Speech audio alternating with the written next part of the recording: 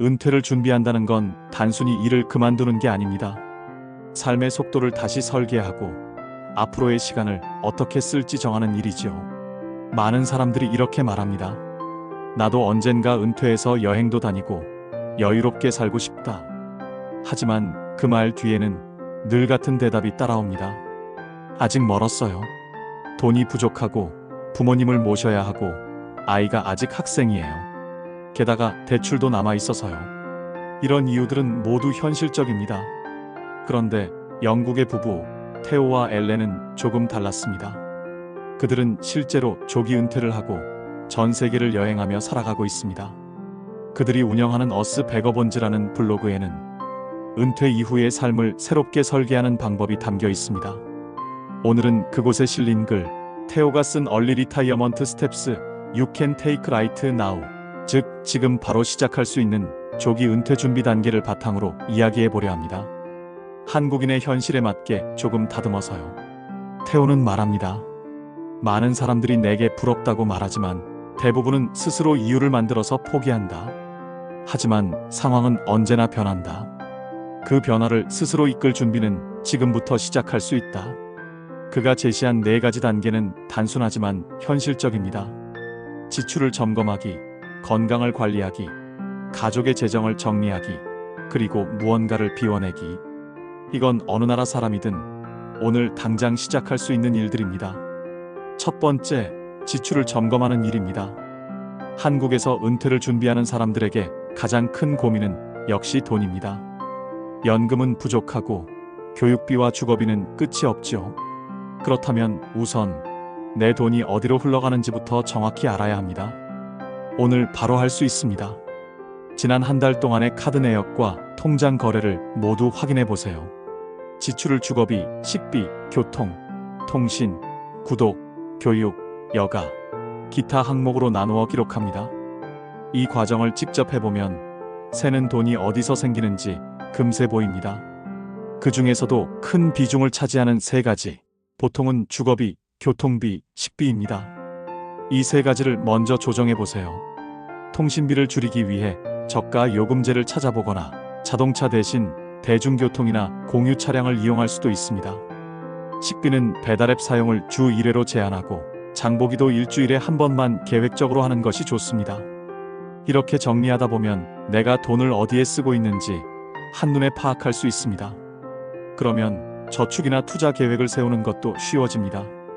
국민연금과 퇴직연금만으로는 부족하니 사적연금이나 연금저축, IRP를 활용해 세액공제 한도까지 채워보세요. 반대로 불필요한 보험 상품은 정리해 수익률을 높이세요. 지출을 점검하고 돈의 흐름을 바로잡는 것, 그게 조기 은퇴의 첫 번째 걸음입니다. 두 번째는 건강관리입니다. 테오는 이렇게 말했습니다. 건강은 은퇴 시기를 결정짓는 가장 현실적인 변수다. 몸이 허락하지 않으면 시간도 돈도 아무 소용이 없다. 한국 사람들에게 이 말은 더욱 크게 와닿습니다. 오랜 직장 생활 동안 쌓인 피로와 스트레스, 불규칙한 식사와 잦은 음주로 이미 많은 빚을 몸에 지고 살고 있죠. 이제 그 빚을 갚아야 할 때입니다. 복잡하게 생각하지 말고 아주 단순한 루틴부터 만들어 보세요. 매일 30분 걷기, 하루 8잔의 물, 아침과 자기 전 10분 스트레칭. 이 3가지면 충분합니다. 운동의 강도보다 중요한 건 꾸준함입니다. 건강검진도 미루지 마세요. 한국은 국가건강검진 제도가 잘 되어 있습니다. 정기적으로 검진을 받는 것만으로도 병을 예방할 수 있습니다.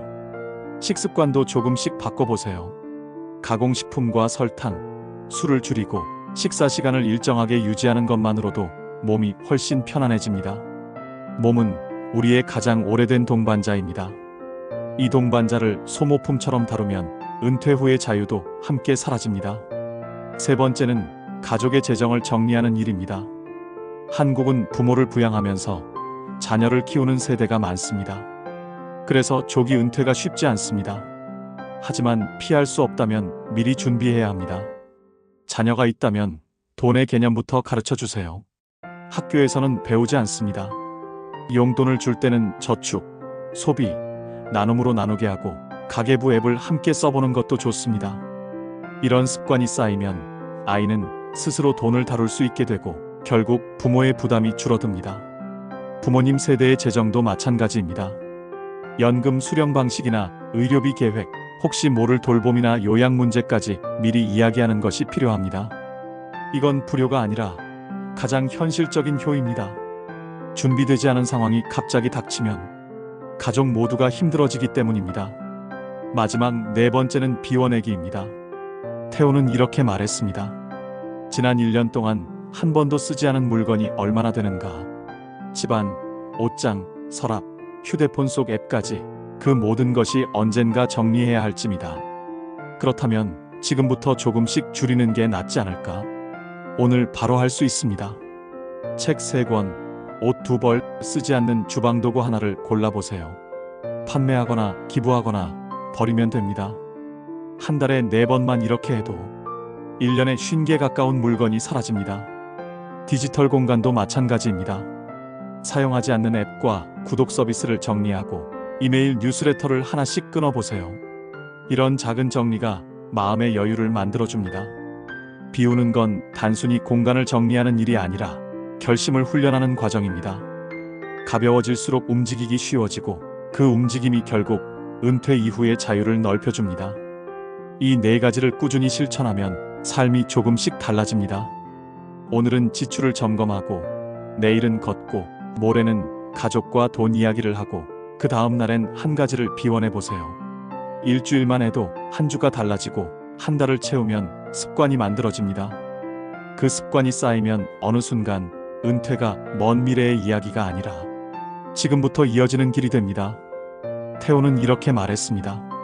내가 52살에 회사를 떠나 전 세계를 여행할 수 있었던 건 이 단순한 4가지를 꾸준히 실천했기 때문이다. 만약 미뤘다면 지금도 사무실에 앉아 있었을 것이다. 우리에게 적용해 본다면 이런 뜻입니다. 완벽한 조건이 갖춰질 때까지 기다리면 우리는 시작하지 못할 수도 있습니다. 집값이 안정되면, 자녀가 졸업하면, 연금이 더 쌓이면 그 기다림에는 끝이 없습니다. 지금 할 수 있는 작은 준비부터 시작하세요.